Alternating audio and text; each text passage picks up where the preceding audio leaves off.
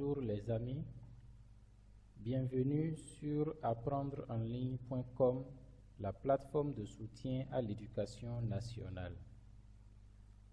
Nous allons réviser une notion importante en classe de 3e qui est l'analyse logique.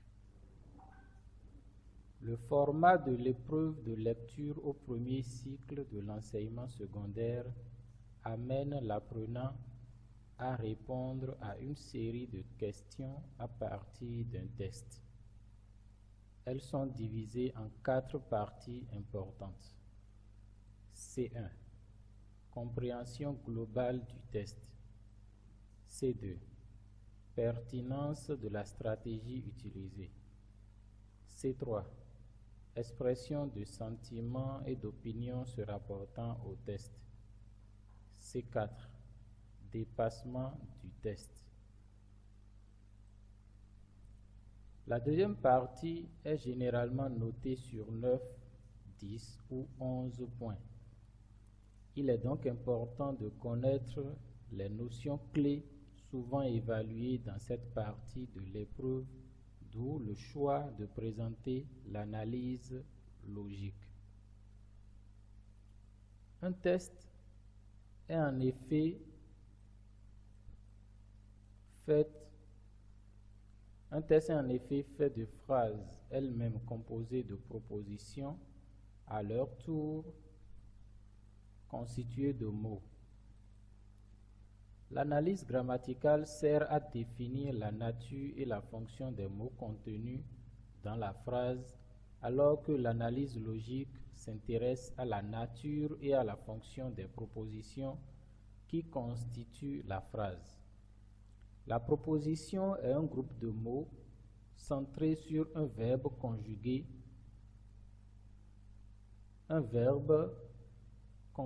et un seul par proposition. En principe, il y a autant de propositions dans la phrase que de verbes conjugués à un mode personnel, indicatif, conditionnel, impératif ou subjonctif, et de verbes à l'infinitif ou au participe ayant un sujet propre. Nous le verrons tout à l'heure dans la suite du développement. La nature des propositions en grand 1. On distingue 3 principales catégories de propositions. Les propositions indépendantes qui se suffisent à elles-mêmes, les propositions principales et les propositions subordonnées qui dépendent des propositions principales. Les propositions subordonnées sont toujours introduites par un mot subordonnant, qui peut être un pronom relatif, une conjonction de subordination ou un mot interrogatif. Exemple: je voudrais voir ce film et j'aimerais que tu m'accompagnes. Dans cette phrase, nous avons 3 propositions. Une proposition indépendante, je voudrais voir ce film, une proposition principale, et j'aimerais, et une proposition subordonnée, que tu m'accompagnes. Les différentes subordonnées. Petit 1. Nous parlerons d'abord de la subordonnée relative. Elle appartient au groupe nominal et est introduite par un pronom relatif. Qui, que, quoi, dont, où, lequel, laquelle, lesquels, etc. Elle est le plus souvent complément de son antécédent, qui est soit un nom ou un pronom. Exemple: j'ai bien aimé le roman que tu m'as prêté. Petit 2. Les 3 sortes de subordonnées complétives. Nous avons d'abord la complétive par que. Comme son nom l'indique, elle est souvent complément d'objet du verbe de la principale, mais elle peut être sujet ou attribut ou mise en apposition.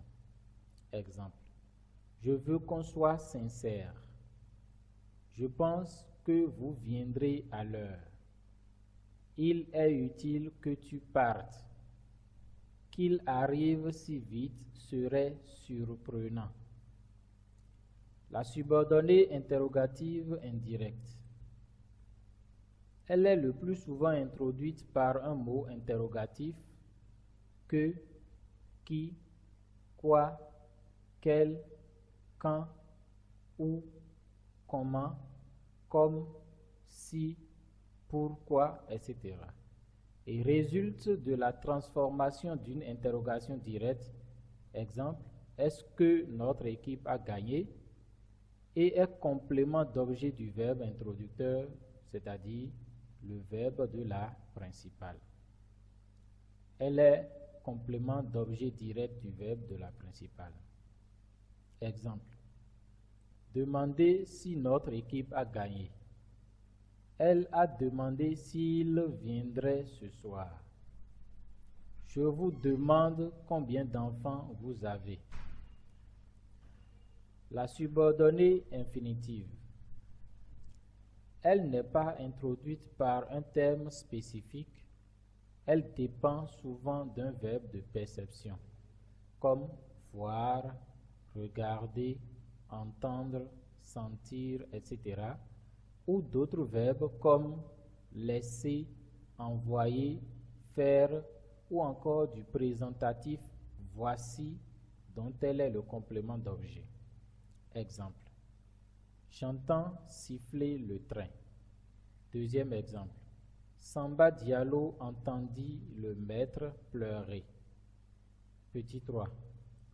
Les subordonnées circonstancielles.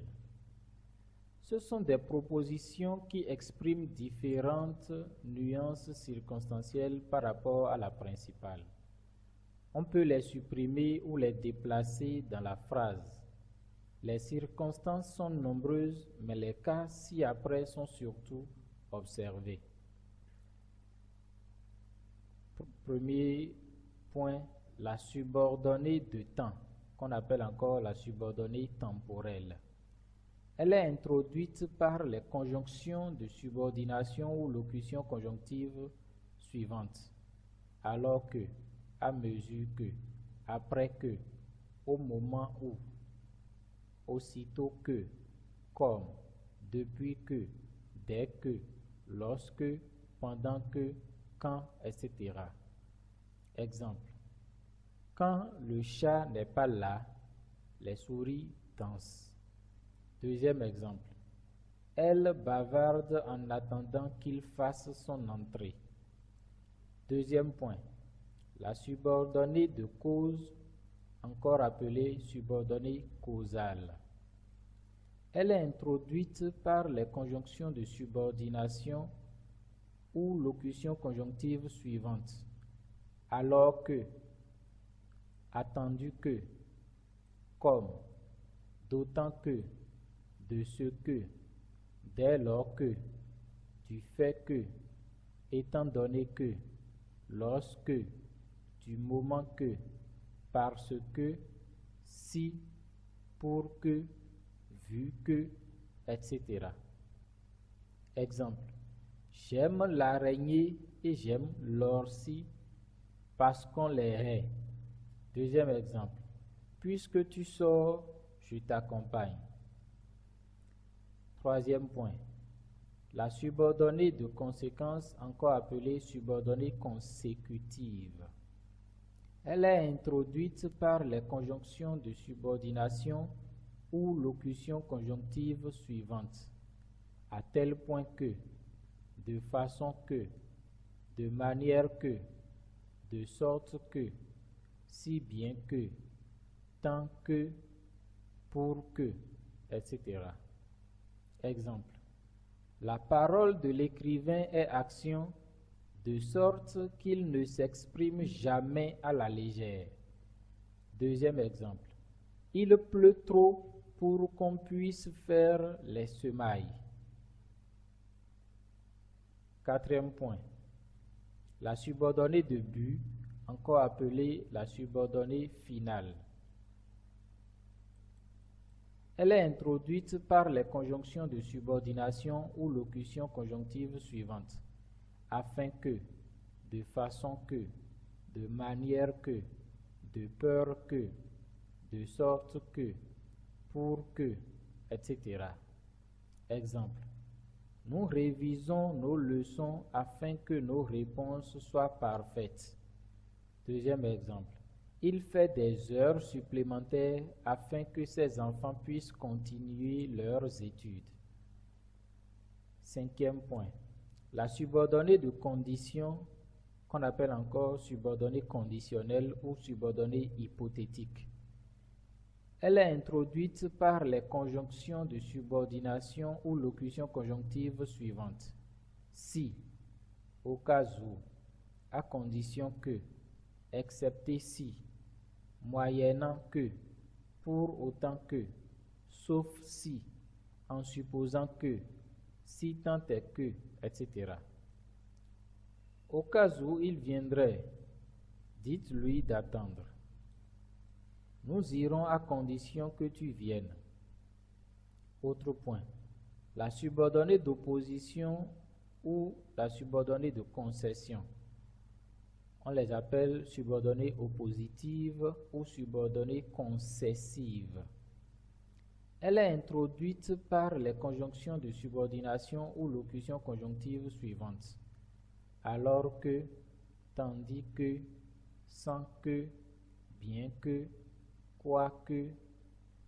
quoique, en deux mots, quel que, même si, aussi que, bien loin que, cependant que, lorsque, pendant que, sous la réserve que, tandis que, etc.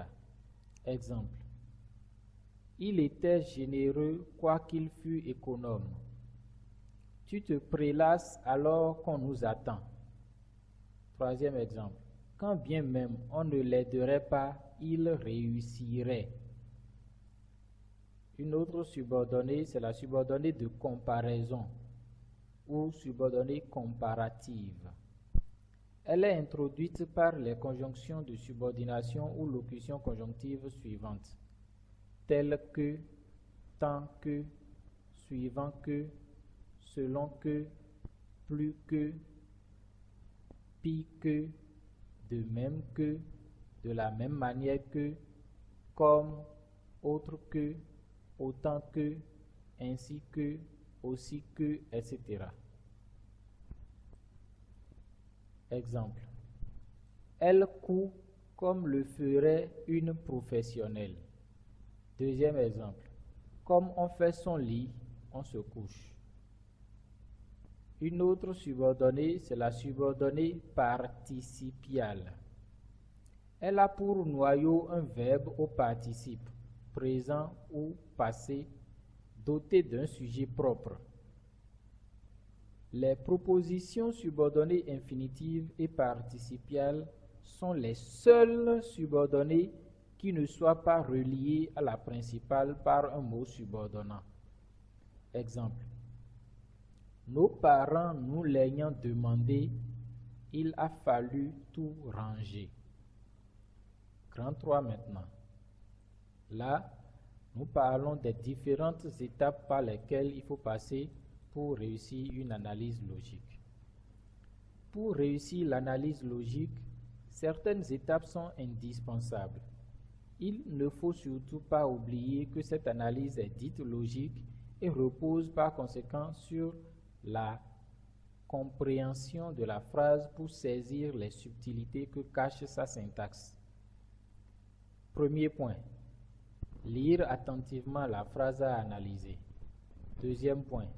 Repérer les verbes conjugués pour connaître le nombre de propositions, sans oublier que les verbes à l'infinitif, de même que les participes qui ont leur propre sujet, forment aussi une proposition. Ensuite, troisième point, il faut délimiter les propositions qu'il y a dans la phrase.